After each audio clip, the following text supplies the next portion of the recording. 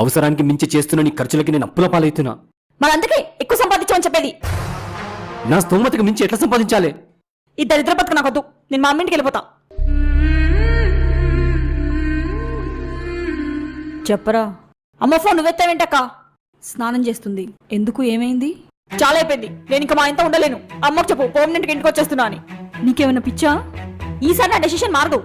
మీ మధ్య గొడవ ఏంటని అడగను, కానీ తప్పు చేస్తున్నావు అని మాత్రం చెప్పగలను. నువ్వు ఎప్పుడు ఇంతే అక్క. నన్ను సపోర్ట్ చేసేది అమ్మొక్కతే. అవును, కరెక్ట్ చెప్పావు.